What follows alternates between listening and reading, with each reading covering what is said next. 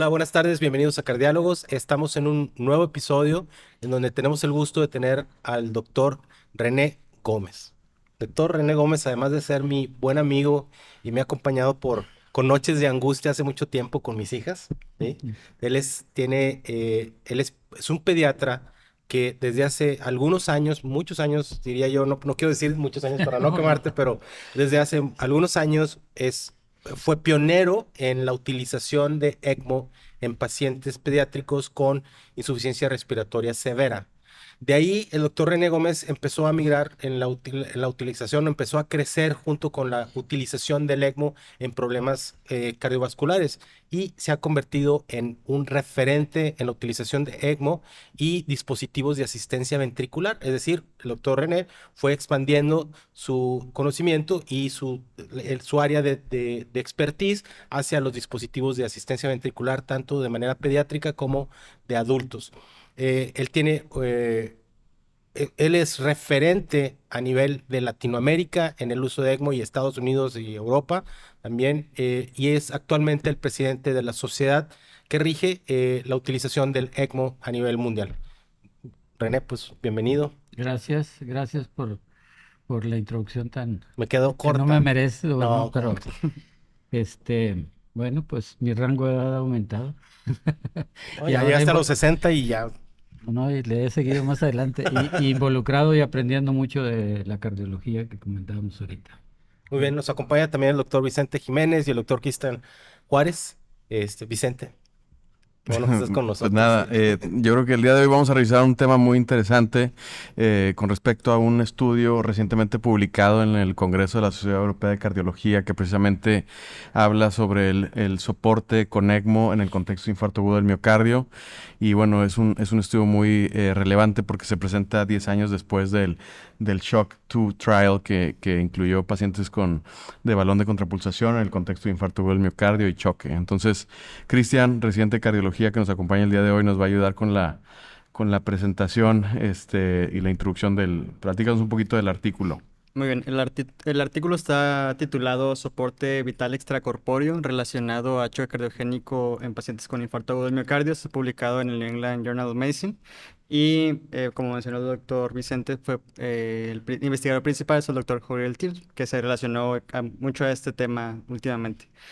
La pregunta de investigación de este estudio es si el uso temprano y rutinario del ECMO en pacientes que tengan un infarto agudo del miocardio que se complican con choque cardiogénico extra a la terapia habitual puede mejorar la mortalidad en los pacientes en comparación con la terapia médica usual.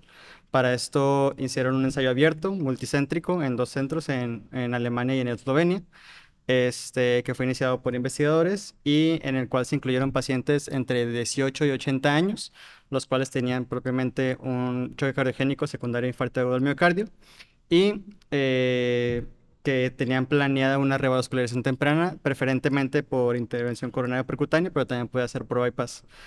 El desenlace primario fue muerte por cualquier causa a 30 días y además se analizaron desenlaces secundarios, principalmente en tiempos de ventilación, de duración de aminas, tiempo en el que se tardó en la estabilización del paciente, pero también otros desenlaces como desenlace neurológico, de complicaciones vasculares isquémicas y hemorrágicas también. Ya en los resultados se incluyeron un total de 420 pacientes. Una pregunta, que Sí. te interrumpo. ¿Tienes alguna descripción de la clasificación del choque de acuerdo a la escala de Sky? ¿En qué rangos estaban estos pacientes? Sí, estos pacientes principalmente ya en los resultados se encontraban en la clasificación C, en mayor porcentaje. Ellos definieron el choque cardiogénico de acuerdo a la clasificación de la Sociedad Europea de Cardiología, que es una presión arterial media menor a 90 por más de 30 minutos o que requieran de vasopresores para mantenerla. A diferencia de un lactato de 2, aumentaron este rango al lactato de 3 y que aparte tuvieran unos datos como hipoperfusión tisular, oliguria o que también tuvieran alteración del estado neurológico. Entonces, eso fue más o menos la población, pero la mayoría de los pacientes estaban en un estadio C de la SCAI. Muy bien, Ujú. perfecto. Entonces, autorizaron 420 pacientes a dos grupos, el primer grupo de ECMO más terapia habitual y el segundo grupo de tratamiento usual. Entonces, el desenlace principal, ya analizándolo finalmente no se vio una diferencia en esto. O sea, la mortalidad de 30 días fue prácticamente igual en ambos grupos. Sin embargo, en los desenlaces secundarios lo que sí se observó fue una mayor tendencia, una mayor tasa de complicaciones vasculares isquémicas y hemorrágicas, que son pues obviamente parte del uso de estos dispositivos, ¿verdad? Muy bien. Pues yo creo que algo muy relevante y hablar un poquito al respecto del ECMO, o sea, ¿por qué nace la intención de estudiar esta población, por un lado, y por qué nace la intención de documentar el beneficio del ECMO en este contexto? Pues no ha habido estudios randomizados que muestren un beneficio de la utilización de ECMO en este contexto, ¿verdad? Y esa es la relevancia de este estudio y sobre todo el volumen de pacientes que incluyeron, ¿verdad? Entonces, no sé, me gustaría que hablara un poquito el doctor René con respecto al por qué nace este estudio o la intención de entender el beneficio del ECMO en este contexto. ¿En qué nos apoya además hablar un poquito de los diferentes tipos de ECMO y cuál se están refiriendo en este contexto? Claro, pero, perdón, y algo muy importante de lo que mencionas es que en la práctica diaria, en el día a día, tienes pacientes que responden muy bien a ECMO. Y entonces el desmenuzar la forma en la que el estudio fue hecho es muy importante para saber qué pacientes se incluyeron, cómo los incluyeron, porque siempre, recuerden, en los estudios homogeneizamos de una forma, eh, eh, pues, por no decir artificial, homogeneizamos una población. Entonces el uno por uno es muy importante para ver, René, ¿qué nos puedes decir de esto? Sí, bueno, definitivamente el objetivo del soporte mecánico en un paciente que está en estado de shock post-infarto agudo de miocardio son tres objetivos fisiológicos. Uno, perfusión sistémica adecuada. Dos, evitar distensión de ventrículo izquierdo. Y el tercero es mejorar la perfusión de miocardio. Si uno ve en el contexto estos tres objetivos fisiológicos, el ECMO únicamente mejora uno, que es la perfusión sistémica. Porque como aumenta la poscarga, tiende a aumentar la presión de ventrículo izquierdo y por lo tanto Incrementa el consumo mecánico de oxígeno, claro. no hay descarga del ventrículo izquierdo o se disminuye la descarga. Y el otro objetivo, que es mejorar la perfusión del mismo miocardio, pues sí la mejora en algo porque mejora la perfusión sistémica y la oxigenación sistémica, por lo tanto, lo que llega a las coronarias está mejor oxigenado y es mejor. Sin embargo, el aumento de la presión subendocárdica genera isquemia en un paciente que está infartado. Entonces, de tal forma que la utilización de ECMO surgió ya hace varios años y especialmente cuando vino el estudio del Shock Trial en el que el balón de contrapulsación aórtica se mostró que no tenía beneficio también, buscando otras alternativas. Y en algunos estudios iniciales reportan mejoría. Pero en la actualidad, en este momento, la primera línea de manejo en el paciente en choque cardiogénico no es el ECMO, es otros que den esos tres objetivos, como es Impela, ¿verdad? Claro. Sin embargo, si uno analiza bien este estudio, tenemos algunas cosas que son importantes de comentar. Número uno, no viene la estrategia de soporte en el grupo que se puso en ECMO. Porque una de las estrategias más importantes es utilizar el menos flujo posible, pero perfundiendo.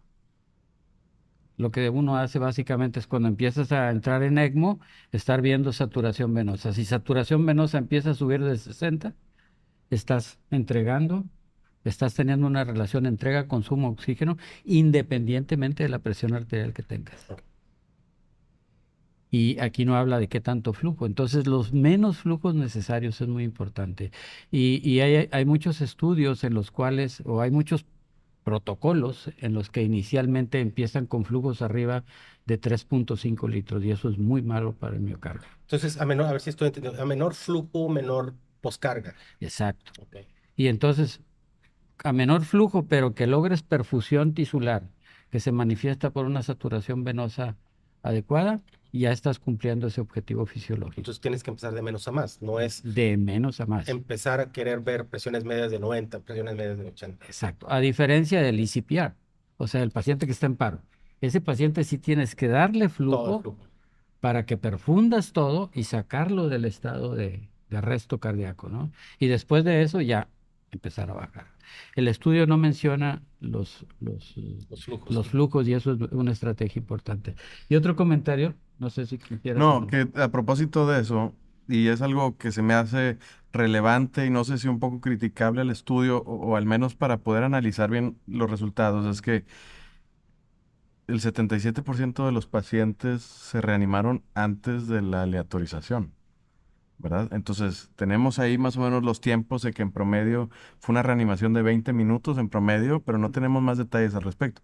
Entonces, es un estudio complejo el aleatorizar pacientes post-reanimación, cuando no tenemos bien establecido cuáles son, pues, lo que está comentando ahorita, o sea, el flujo que se le dio inicialmente al ECMO, etcétera, los pacientes con cuántos presores se manejaron, cuánto inotrópico, es complejo, ¿verdad? Entonces, partiendo del comentario que hiciste inicialmente, homogeneizar una población que es muy heterogénea, al menos en este estudio. Y también destacar que este es un estudio que se hizo exclusivamente en Alemania y Eslovenia. Entonces, entiendo que el ECMO ha ido aumentando, ahí lo describe muy bien. A pesar de que no ha habido mucha evidencia en este grupo específico de pacientes, ha incrementado hasta 10 veces su utilización en los últimos años, ¿verdad? Por eso la necesidad de tener este estudio, porque necesitamos demostrar o al menos entender un poquito más de qué forma sí beneficia, cómo no, en qué población específico, cuándo, qué tan anticipado, con cuántos flujos, qué población se está beneficiando más, etcétera, ¿verdad? Entonces, también tomar en cuenta que ha incrementado mucho su utilización. Y ahí es donde va un poco mi pregunta, si todos estos resultados se pueden trasladar a nivel mundial. Entiendo que el ECMO no hay expertise en todos lados. Vamos a hablar de México. ¿Cuántos centros cuentan con expertise para el manejo del ECMO en el cual se puedan traducir estos resultados, ¿verdad? Porque también hay que tomar en cuenta el expertise del grupo de ECMO. No nada más es un dispositivo que se canula y funciona solo, ¿verdad? Bueno, sí, requiere mucho. Y una parte muy importante que a mí me genera precaución es que cada vez que hay un congreso, ya sea el europeo, ya sea el americano, el Colegio Americano de Cardiología, la American Heart Association, siempre la tendencia del médico es quedarse con los puntos claves de los estudios claves. Y a mí me preocupa mucho que la gente relacione y diga, ECMO en choque no sirve, punto, se acabó. Eso es muy, muy peligroso porque de nuevo, cuando analizas el estudio, pues dices, a ver, 70% tuvieron reanimación, ya la reanimación per se es un factor adverso hacia la sobrevida, ¿sí? Entonces, ¿cuál es el papel de la reanimación? O sea, en el estudio ideal son pacientes que tengan choque, que no hayan entrado que no hayan hecho paro, que estén en la misma clasificación, que sea lo más homogéneo posible. Aquí es una población demasiado heterogénea, ¿sí? René. Sí, bueno, dos puntos importantes. Uno es de que, pues como lo ha hecho Vicente en los foros anteriores, cómo ha cambiado la sobrevida en este grupo de pacientes con choque cardiogénico postinfarto. Durante más de 3 décadas, la sobrevida ha sido 50%, igual que como está aquí, en los dos grupos, con o sin ECMO. Ha cambiado en los últimos 3 años con un abordaje, un approach fisiológico, descargar, perfundir y mejorar la perfusión del miocardio, ¿verdad? Entonces, que eso ha sido con Impela. Pero hay otra cosa muy importante. El ECMO es una navaja de dos filos. El ECMO, cuando no tienes una expertise, no utilizas una estrategia fisiológica, causa mucho daño. Miren, yo le he comentado ahorita a Vicente, por ahí traigo un artículo muy interesante. En Alemania, que es donde se hizo este estudio, que fue donde fue dirigido, de hecho, Alemania, y Eslovenia se unió al grupo. En Alemania, en los últimos 10 años, en el Critical Care Medicine hubo el año pasado una publicación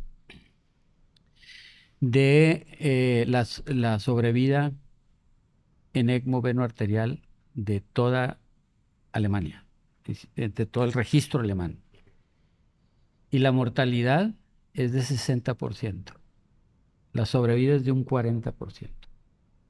Y la razón, ellos son los que fabrican los equipos de ECMO. Y la razón fundamental es porque todos los hospitales, independientemente de su tamaño, por su ley de salud, deben de tener todo el equipamiento para todo. Entonces, si tú analizas, hay 179 centros en Alemania que hacen ECMO venoarterial. Y sacas el número de ECMOs que hubo durante un año y sacas que el 60% de los centros hicieron menos de 9 ECMOs al Wow. año. O Pues sea, nada. el expertise que tiene cada centro es muy pobre. Por eso la sobrevida es muy baja, 40%. Si ves en el Reino Unido, en otra publicación del mismo año, su sobrevida está por arriba de 70%. Wow. Su Son mortalidad 30%. 30%. En comparación con el 60. ¿Y cuál es la 100%. razón? Porque solo hay seis centros en todo el Reino Unido. Son derivados a esos centros. Entonces me parece en principio que esta no es una población muy buena para comparar este grupo de pacientes, porque el expertise en general de los centros no es muy bueno. Hay centros muy buenos en Alemania. Hay centros muy buenos que tienen muy buena sobrevida, pero esos centros hacen solo el 15 o el 20% de todos los ECMOs del país. Ahora, Bueno, aquí tenemos la fortuna de tener el mejor centro claro. de ECMO, ¿sí? En Ahora, TechSalud. algo muy relevante que también vale la pena comentar es que el ECMO, al mejorar la perfusión, también nos permite destetar inotrópicos y presores, que ya hemos comentado anteriormente y se ha publicado ampliamente que el utilizar mayor inotrópico, mayor Incrementa la presor, mortalidad. aumenta la mortalidad en estos pacientes. En este estudio, la mitad de los pacientes se metieron en ECMO después de la intervención coronaria percutánea. O sea, se resolvió primero la arteria y después se asistió de forma... Eso quiere decir que estos pacientes requirieron depresores y requirieron de inotrópicos durante la intervención. Y eso no se está analizando claramente. Por eso hay que tomar con mucha cautela los resultados, porque también ya hemos hablado anteriormente del beneficio de descargar antes a los pacientes, mejorar la perfusión. Antes de abrir la Aquí arteria. tenemos ECMO, no estamos hablando de ECMO y otra estrategia de descarga, aunque ahorita igual Cristian nos puede dar el dato exacto de cuántos pacientes se utilizó una estrategia de venting del ventrículo izquierdo. Pero en estos pacientes, ya lo hemos hablado, los pacientes que se asisten de forma temprana es la forma en la que hemos mejorado la mortalidad sobrevida, claro. y la sobrevida. Estos pacientes, la mitad se asistieron de forma posterior al intervencionismo. Entonces, pues también hay que tomar en cuenta que a lo mejor no fue la mejor estrategia para descargar el ventrículo izquierdo, me queda claro, pero también el haberlo soportado de forma más temprana, pues a lo mejor también nos hubiera mostrado resultados distintos. Claro, yo diría que lo que nos enseña estos datos, ese análisis que están haciendo, es que efectivamente el uso indiscriminado de ECMO no mejora la sobrevida, pero hay que encontrar la población ideal. O sea, dentro de ese mismo estudio, ver las características de los pacientes que tuvieron Y mejores algoritmos resultados. fisiológicos. Exactamente. Sí, la otra cosa muy interesante, yo creo que es un buen estudio viéndolo desde el punto de vista que tiene muchas áreas en las que puedes generar estudios posteriores pensando fisiológicamente. Claro. Este estudio me parece muy similar a un artículo que tú, precisamente cuando eras residente, discutiste sobre el estudio Eolia. ¿Te acuerdas? Sí, sí, sí. Sobre la duda de si el ECMO beneficiaba a los pacientes con ARDS o la terapia convencional, que no mostró diferencia en ese entonces. No se le va a olvidar porque lo regañaron mucho. Sí. No es cierto. No, pero sí te recuerdas muy Sí, bien. era residente y invité al doctor Sí. a comentar el Bueno, estudio. ahora cómo ha cambiado eso. Ese Claro. estudio fue muy bueno porque enseñó que hay que tener una selección muy cuidadosa de los pacientes. Y eso es lo que está haciendo este estudio, que me parece muy bueno porque no había ninguno previamente. Había habido estudios aislados pues, los primeros que mostraron, ya no se mueren los pacientes postinfarto, con shock postinfarto, muchos se pueden rescatar. Y sí ha habido algunos que tienen sobrevidas arriba del 60% con ECMO. Pero bueno, siempre es importante hacer estudios. Y son estudios muy complejos de hacer también, Claro. ¿verdad? O sea, evaluar el tiempo, no hemos hablado de tiempo de puerta, asistencia, que no se describe, no No, sé si lo describen claramente, cuánto tiempo se tardaron entre que llegó el paciente y se asistió, ¿verdad? Que la meta que se ha establecido en los algoritmos que han mejorado la sobrevida han sido menores de 90 minutos. Aquí no se establece, entonces es difícil controlar eso, ¿verdad? Como estudio. Cantidad de inotrópicos que se usaron, dosis, ¿verdad? Entonces es difícil hacer un estudio así de complejo, ¿verdad? Entonces por eso hay que también saber analizar los resultados. Entonces, Cristian, ¿nos puedes hablar un poquito sobre qué porcentajes de pacientes que estuvieron en el grupo de ECMO se utilizó alguna estrategia de soporte mecánico para descargar el ventrículo izquierdo? sí, bueno, primero para ellos tomar la decisión de cuándo descargar el ventrículo izquierdo, usaron varios criterios, que puede ser la pulsatilidad, la pérdida de la pulsatilidad arterial, la pérdida de la apertura de la válvula aórtica por eco y del un IVT menor a 10. Y los porcentajes fueron un 5% solamente en el grupo de ECMO y un 30% de los grupos de control que pasaron a ECMO. Entonces sí hubo una diferencia importante. Y la estrategia que más se utilizó para descargar el ventrículo izquierdo. Fue Impela, principalmente Impela CP. Entonces, Bueno, yo creo que ahí hay dos puntos muy importantes. Los vasopresores e inotrópicos, que están directamente asociados a mortalidad. El estudio de Bill O'Neill, ¿verdad? Que es bien interesante, cómo muestra que a pesar de un mejor CPO, si tienes un vasopresor o dos o tres, la mortalidad es mayor. Y aquí si casi todos tenían tres vasopresores, digo, inotrópico y vasopresor. Eso es algo muy importante, que ya de per se, estos, independientemente de que se use o no ECMO, aumentan la poscarga y evitan la descarga del ventrículo izquierdo. Y luego la otra cosa, pues muy interesante es que un porcentaje bajísimo, menos del 10% se hizo venting Sí. estando en ECMO. Y el venting es fundamental Fundamental, para claro. evitar la distensión de ventrículo izquierdo, ¿no? Pero bueno, yo y creo para que... disminuir el trabajo cardíaco Y en para el contexto de un infarto, de un miocardio Sí, un miocardio sufriendo. aturdido, claro. Yo creo que hay cosas muy interesantes que tiene el artículo, ¿no? O sea, no se puede despreciar que tiene mucho, mucho valor, pero sobre todo que nos llama la atención a ir a enfocar los siguientes estudios en bases fisiológicas y empezar a medir flujos y empezar a medir las presiones de ventrículo izquierdo, y descargar ventrículo izquierdo tempranamente. Yo creo que el ECMO puede ser una herramienta muy, muy buena, apoyado del venting, apoyado de otros dispositivos, incluyendo el balón de contrapulsación aórtica o el IVAC-2, ¿verdad? Que ya está ahí. Claro, yo lo que veo aquí en este estudio es que fue una progresión no especificada, es decir, tienes un paciente con choque cardiogénico, lo reanimaste, ya le diste aminas y después pasa hacia un soporte hemodinámico, ¿no? Lo que hemos aprendido de la estrategia de choque, del programa de choque, de la Iniciativa Nacional de Choque o la Iniciativa de Detroit de Choque, es que pacientes en los que tú ya identificaste que hay una presión telediastólica ventrículo izquierdo arriba de 15, lo soportas, ¿sí? Lo soportas y le destapas la arteria, no al revés, no sucedió aquí. Y eso, ese simple hecho de seguir ese timing ha demostrado disminución de la mortalidad. Entonces, yo me pregunto si aplica lo mismo en este caso, es decir, está en choque, seguramente tiene 30 de telediastólica ventrículo izquierdo, lo meto primero a soporte y luego lo reperfundo, ¿sí? Entonces, no sé si... En el análisis por subgrupo se discutió, aunque no es un estudio dirigido a eso. Hemos visto estudios de Impela pre, pre a la intervención y post intervención y mejora la sobrevida cuando se hace previo Previo, a. ajá. Y en la iniciativa bien hablan de la descarga del ventrículo izquierdo, disminuye el trabajo cardíaco, mejora la perfusión antes de la intervención, mejora la sobrevida.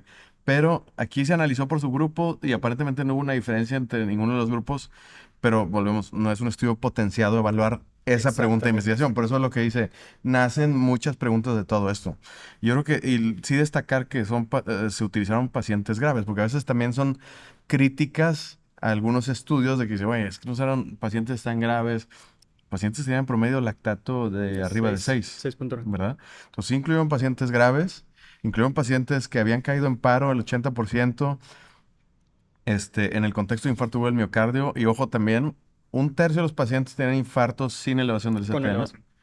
Con elevación del Sí. CT. Y No, no, era, perdón. y era la descendente anterior, Pero eso fue un tercio sin elevación del CT y Ah, sí, dos tercios sí, con 2 tercios elevación con del elevación. sí, ST. 2 tercios con elevación. Entonces, Correcto. no despreciar tampoco el sin elevación del ST, Exacto. ¿verdad? O sea, que también es una tercera parte de los pacientes en choque y que llegaron a estadios avanzados de choque cardiogénico en etapas avanzadas y con una mortalidad muy elevada, ¿verdad? Claro, Entonces, yo creo que aquí es muy importante reconocer que tú puedes obtener mucha información de un estudio que es negativo. O sea, un estudio que claro. que es negativo, yo le cambiaré el título. O sea, el uso indiscriminado de ECMO no mejora la sobrevida. Pero es labor de los investigadores, es labor nuestra también investigar cuáles son los pacientes que sí se van a beneficiar con ECMO. De nuevo, pacientes que no han tenido reanimación, pacientes en los cuales los soportas antes de hacer una terapia de reperfusión, pacientes con choque por infarto sin elevación del ST. O sea, ¿cuál es el subgrupo? Y esa es la parte interesante que nos deja este estudio, ¿no? ¿Sabes qué? Esto genera más preguntas y más estudios se requieren en base a lo que nos dices, identificar dentro del pajar cuál es la aguja la que realmente funciona analógicamente. Sí, y la individualización de cada caso clínico, ¿verdad? Caso que acabamos de tener, que llega en paro, posinfarto de miocardio, lo perfundes con ECMO, lo vascularizas, le haces el PCI, Balón de contrapulso. balón de contrapulsación, descargas ventrículo izquierdo y el paciente se fue caminando, ¿no?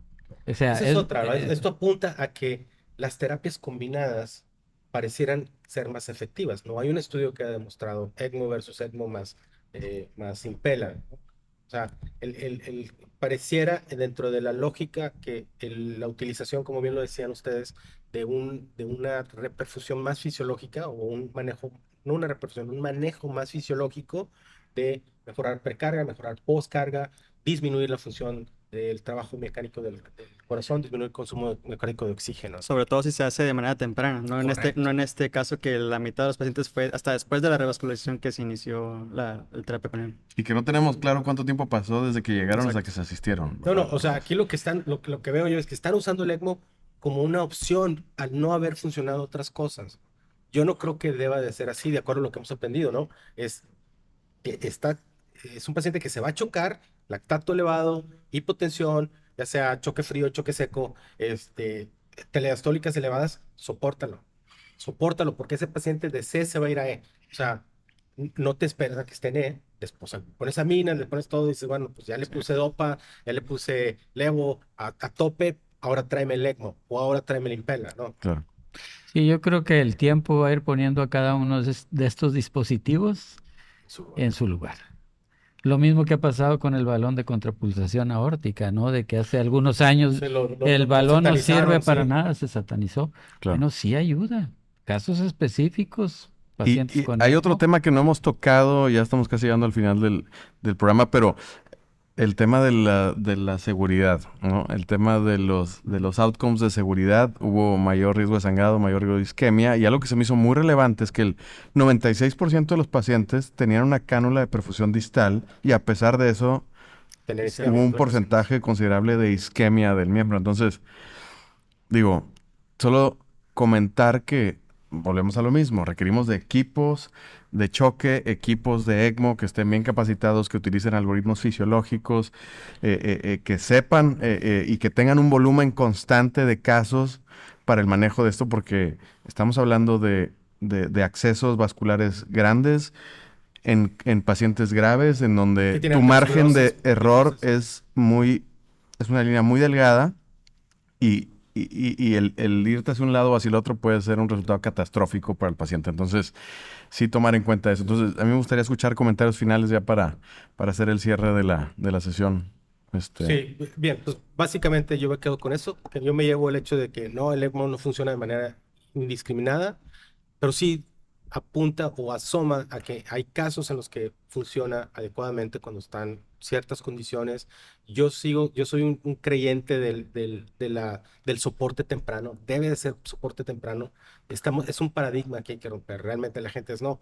La utilización de aminas, la utilización de balón, no funciona, ponlo en ECMO o ponlo en un dispositivo de asistencia de cualquier otro tipo. No, tempranamente tienes que soportar al paciente. ¿Sí? Y tempranamente lo hemos visto en estudios, quizás estudios pequeños, pero el soporte temprano tiene mejores resultados que el soporte tardío y más en pacientes que ya tuvieron un paro, etcétera. Muy bien. Sí, bueno, básicamente, yo creo que el ECMO es una herramienta muy buena de perfusión, que tiene sus riesgos, que hay que conocer fisiológicamente cómo ayudas con ECMO. También me parece muy interesante el artículo porque hay muchos huecos ahí, muchas áreas donde es importante hacer estudios prospectivos, randomizados, con ciertas características fisiológicas específicas. Y yo creo que el tiempo va a ir poniendo a cada uno de los dispositivos en su lugar, ¿verdad? Cristian, ¿algún comentario? Sí, de acuerdo, definitivamente se requieren más estudios que, como mencionamos, pues este es el primero formal que tiene una mayor población a comparación de los estudios observacionales que había anteriormente, pero sí, ocupamos ver propiamente en qué pacientes se van a hacer. A mí lo que me llama mucho la atención son los pacientes, sobre todo el tiempo. O sea, la mitad de estos fueron después de la revascularización, a ver si hay algún subanálisis o algo, del 25% de los pacientes que se colocó el ECMO previo a la revascularización versus desenlaces, a ver cómo resulta. Perfecto. Pues bueno, yo nada más para finalizar, resaltar la importancia de abordar estos pacientes muy complejos, con mucha mortalidad. Cada vez tenemos más evidencia de abordarlos de forma multidisciplinaria, en equipos de choque, en unidades de cuidados intensivos, donde el trabajo debe ser colaborativo, cada quien desde su esquina aportando al beneficio de los pacientes. Son casos muy complejos y bueno, hoy en día las guías de práctica clínica nos dan una recomendación 2B de asistencias en este contexto de infarto. Cada vez estamos teniendo más información, creo que tenemos que saber analizar mejor a nuestros pacientes y seleccionar cuál es la mejor terapia, en qué contexto y en qué momento del proceso, ¿verdad? Entonces, bueno, pues les doy mucho las gracias a todos por su asistencia y nos vemos en la siguiente. En el próximo. Muchas gracias a todos. Hasta Gracias. luego. Hasta luego. Luego.